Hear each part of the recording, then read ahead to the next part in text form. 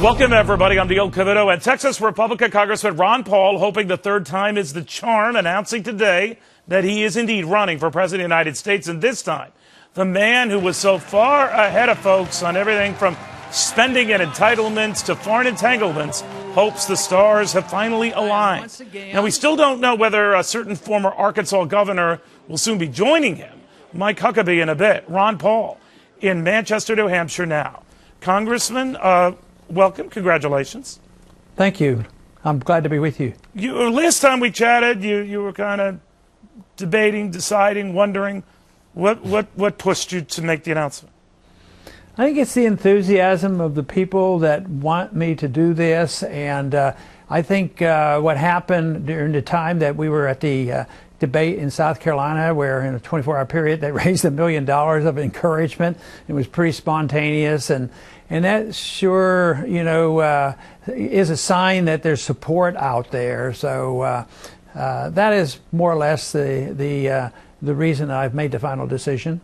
Now, your move comes at a time when it seems like so many in the world have kind of caught up to you on positions that once seemed draconian, that is sort of disentangling our foreign aid relationships and the like.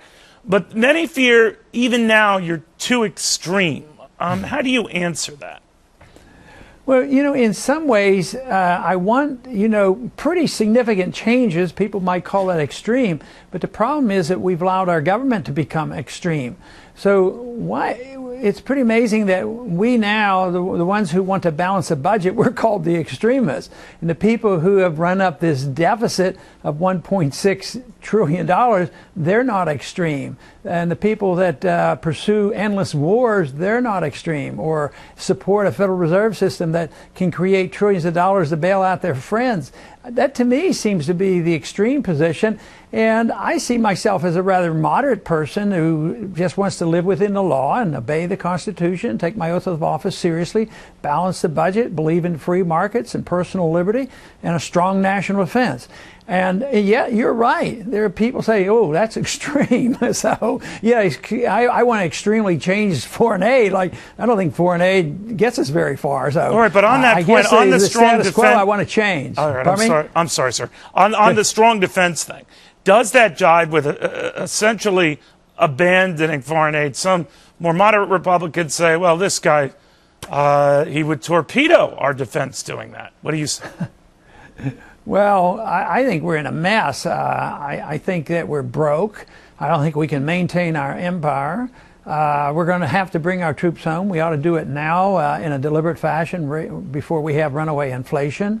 So we would concentrate on the defense of this country rather than pretending that we can get involved in the internal affairs and solve every dispute. People criticize me and say, well, why don't you support us going in there and helping those rebels in Libya? I mean, that guy was a terrible dictator. Well, why were we doing business with him? And how do you know who the rebels are? Maybe Al-Qaeda's associated with the rebels. Why should we take sides at this point?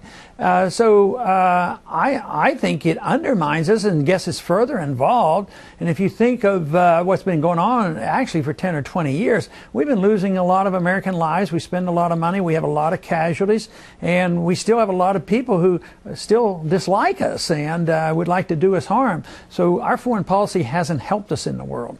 Now, at the time you made those comments after 9/11, the likes of Rudy Giuliani and others were saying you seem to be blaming the United States for the horrors of that day. Do you still? No, I think they're misinterpreting that, because I don't blame you and I don't blame myself, and you're an American. I blame policy. And some people say that, well, that means you want America to apologize. No, I want we in the administration and Congress to recognize when mistakes are made and to change our way.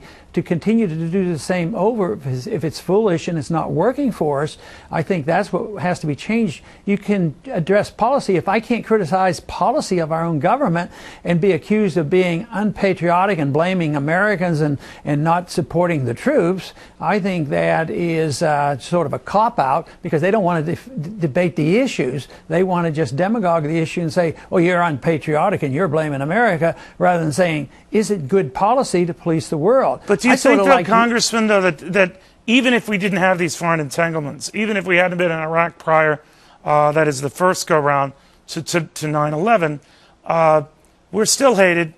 There are still people who want to kill us, blow up buildings. That's just the way we're viewed. I think there's always going to be some, and you know, an individual or a small group, that is an important issue, but it's not an attack by another country, and we should deal with it. But if you read carefully on what bin Laden and others have said and written, they gave precise reason for their desire to attack us. And this is always a concern of mine, because one of the things bin Laden wanted was to get us bogged down in wars in the Middle East, to discourage us and have us unhappy here in this country, as well as to bankrupt our country. So he's sort of winning this whole fight, and he knew that if we would be over there, there would be a perpetuation of hatred toward us. We have provided a good recruiting tool for him. Well, do you think it was wrong for us? Do you think it was wrong for us to take him out as we did a couple of weeks ago? Taking him out? Yeah. No, I don't think so. I think there are different ways you could have done it, but no, I actually voted for the authority to do that. I'm just disappointed it took 10 years and we lost so many lives. When you think of the cost, this one guy, you know, wasn't, as far as I'm concerned, worth 5,000 American lives and $1 trillion, when it could have been done much easier back in 2001. I actually believe it should have and could have been done in 2001, and we wouldn't have the mess that we have today. Congressman, switching gears a little to domestic policy, what do you think of Republicans in the Senate who are not following up on House Republicans' move to include an overhaul of Medicare in their own budget initiative? In other words, that Republican senators seem to be kicking it past the next election. House Republicans not so. Do you guys have a fight in your hands? Yeah, and I think that is a problem, but you know, in many ways, even if you had all the Republicans in the Senate, you're not going to get the Democrats, so there is a roadblock. But that is indeed a problem. I think we have, number-wise, we have more young people, Tea Party type of members of the Congress, the House, that are willing to do this. But it's never going to be easy to take these hard stands against spending, because a lot of people will talk generically about balancing the budget and cutting. But if they think it's going to touch any entitlement that they enjoy, there's always going to be this difficulty. And I just think the consequences of continuing to do what we're doing is going to make sure that these entitlements end abruptly and very devastatingly. As a libertarian at heart, Congressman, do you think we should even have Medicare or Social Security or Medicaid? No, I don't think so. I think it was a bad idea. I practiced medicine before we had it, and it wasn't all that bad. I worked in a church hospital, and so would you, as president, try to end those programs? Probably not. I think that wouldn't be where to start. I think you can save a lot of money by retrenching on our foreign involvements. But I think it should be cleaned up. And matter of fact, I have bills that would actually salvage Social Security by mandating that money be put aside and not used in the general revenues.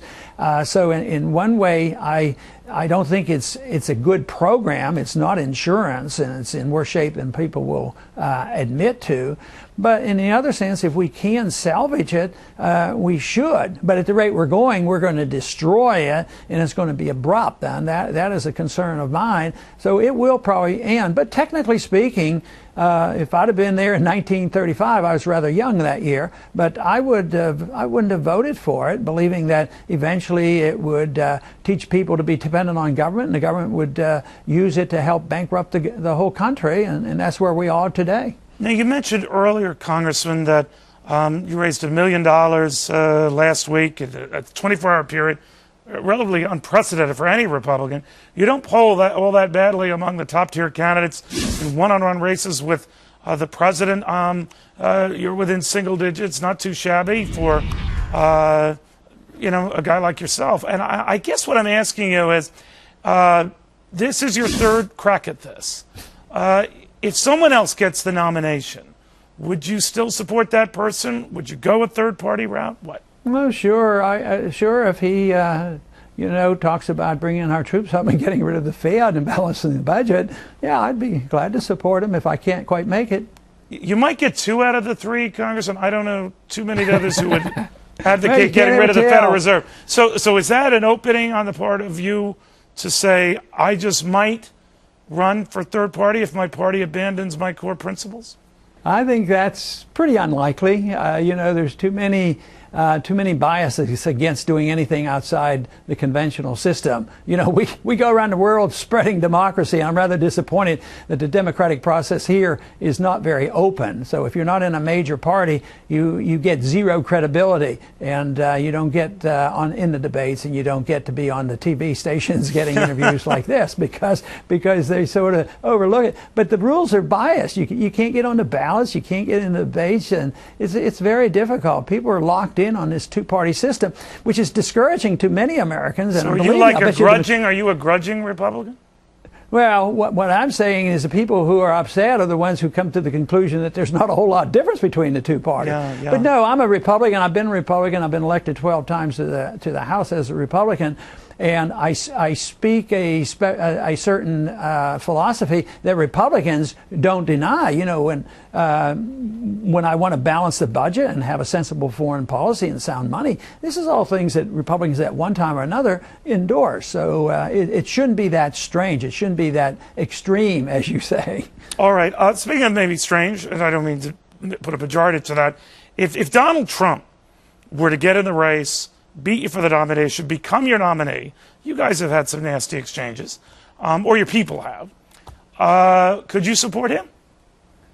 Well, I don't know all his views, and I doubt very much if he would be the candidate that would come up and want to get rid of the Fed and get rid of change our foreign policy and balance the budget. But, you know, there's one thing that you might say about him. He's had a lot of experience with bankruptcy, so maybe he knows something. You're already starting.